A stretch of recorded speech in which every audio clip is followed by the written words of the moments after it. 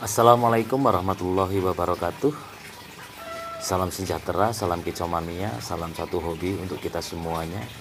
Semoga kita semuanya senantiasa diberikan kesehatan, kemurahan rezeki, keberkahan, kemudahan, serta kelancaran dalam setiap ikhtiar kita dan dalam lindungan Allah Subhanahu wa taala. Amin amin ya rabbal alamin. Baik teman-teman semuanya,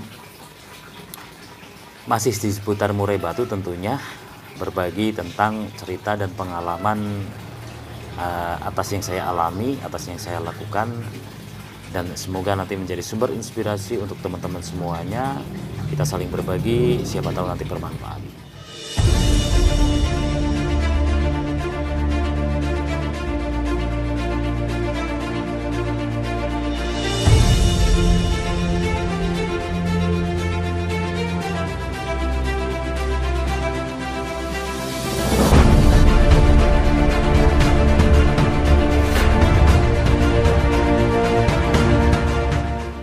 Oke, kita memasuki topik ataupun pembahasan pada kesempatan kali ini, hal yang dirasa sepele tapi sangat penting dalam perawatan harian. Dan ini terkadang tidak begitu kita hiraukan. Cara bahasa Jawa niki orang galebo gitu ya, tidak menggaleba teman-teman semuanya. Karena apa? Ini sebenarnya hal-hal yang sangat penting dalam keseharian kita dalam merawat murai batu. Karena apa? Sukses atau tidaknya sebenarnya di arena lomba tergantung juga dalam perawatan harian teman-teman semuanya. Menurut saya seperti itu. Hal apa saja yang terpenting itu kita bahas satu persatu ya teman-teman ya. Kita bahas satu persatu. Hal yang penting yang utama, yang pertama adalah kita membersihkan sangkar dan ornamen sangkar di dalamnya. Ya. Sambil kita burung itu dimandikan, ataupun mungkin tergantung burungnya teman-teman ya, atau mungkin biasa dicepuk, tapi kita harus membersihkan sangkar dan ornamen di dalamnya. Misalnya seperti karpet gitu ya teman-teman ya, kemudian tangkringan, kemudian mungkin ruji-ruji yang mungkin masih ada tertempelan, ada kotoran-kotoran yang menempel gitu kan, harus kita bersihkan. Karena apa? Menurut saya sumber kuman bisa terdapat di situ teman-teman ya. Jadi bisa mengakibatkan nanti ketika misalnya karpet tidak dibersihkan dengan kotoran yang menumpuk, ataupun tangkringan banyak kotorannya, itu bisa menjadi sumber penyakit teman-teman semuanya ya. Apalagi tidak dibersihkan kemudian dikerodong gitu kan, penguapan dari gas yang ditimbulkan dari kotoran itu bisa berbahaya untuk burungnya itu sendiri. Kemudian yang kedua,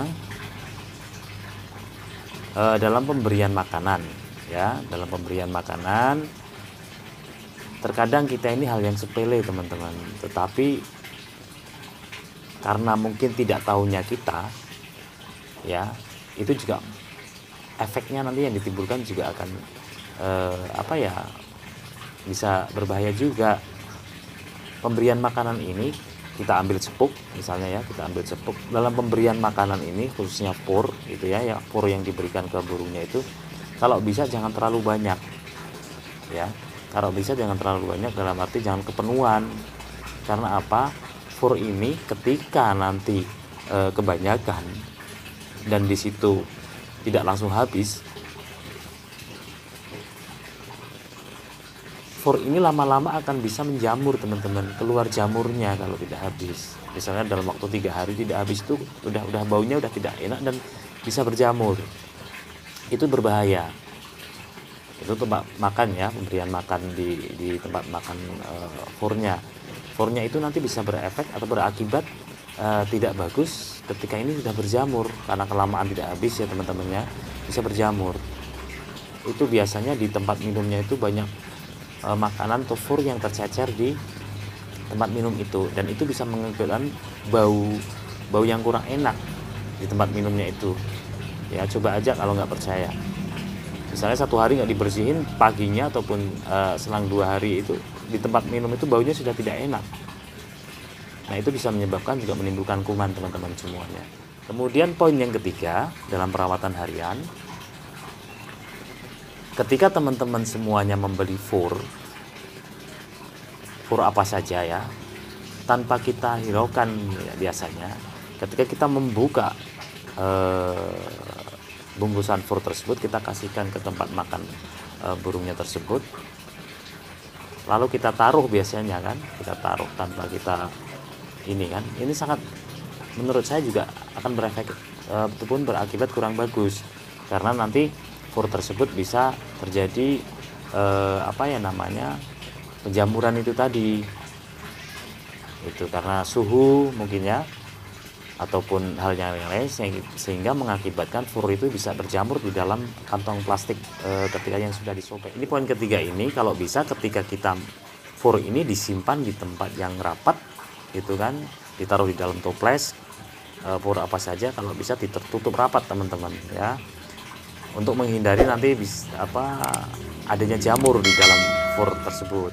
Poin yang keempat, ini yang sering sekali terjadi dan saya lihat, yaitu tentang jangkrik teman-teman, extra fooding, khususnya jangkrik ya. Kita yang terpenting itu ketika perawatan harian ini, karena menurut saya gini, perawatan harian juga sangat menentukan nanti kinerja burung di lapangan, itu kan. Ibaratnya gini, yang dikonsumsi aja kurang sehat ya, bagaimana nanti efek di burungnya kan, gitu teman-teman semuanya.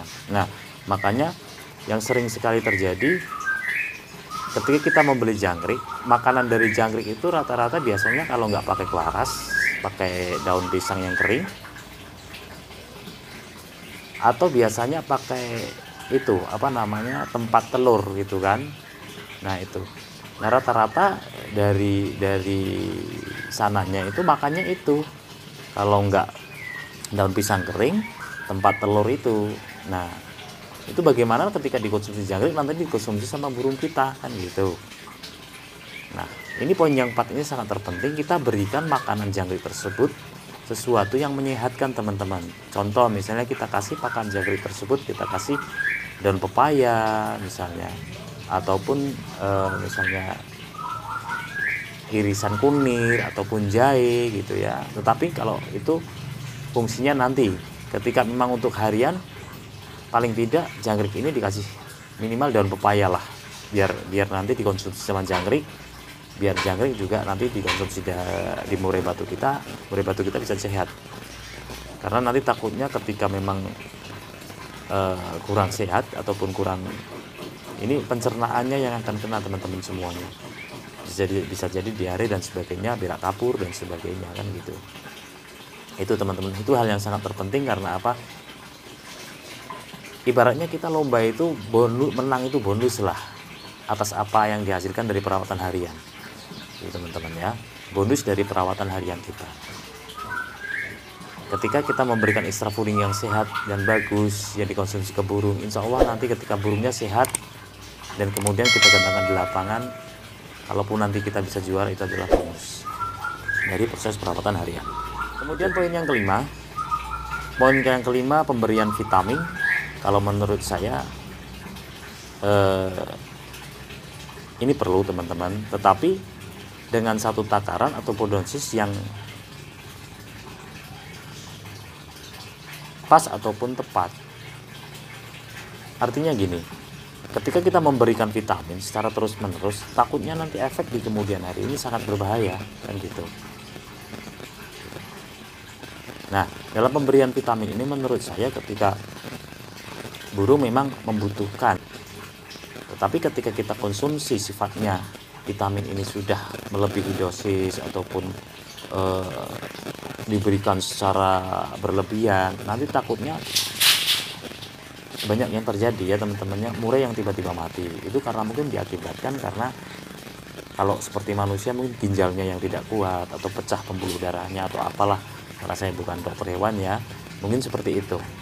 Itu logikanya seperti itu. Jadi untuk pemakaian vitamin ini perlu, tetapi sesuai dengan takaran. Itu teman-teman ya, sesuai dengan keperluannya, kebutuhannya. Itu menurut saya itu 5 hal yang menurut saya terpenting, terkadang terlupakan ataupun mungkin hal yang sepele, tapi menurut saya sangat penting sekali. Sekian teman-teman semuanya. Kalaupun ada salah-salah kata, saya mohon maaf yang sebesar-besarnya dalam penyampaian saya dalam perawatan harian murai batu ini. Semoga menjadi manfaat, semoga berguna untuk teman-teman semuanya. Sekali lagi saya mohon maaf yang sebesar-besarnya. Kita ketemu lagi di video selanjutnya. Akhirul kalam, wassalamualaikum warahmatullahi wabarakatuh. Salam Kicomania, salam satu hobi. Maju terus.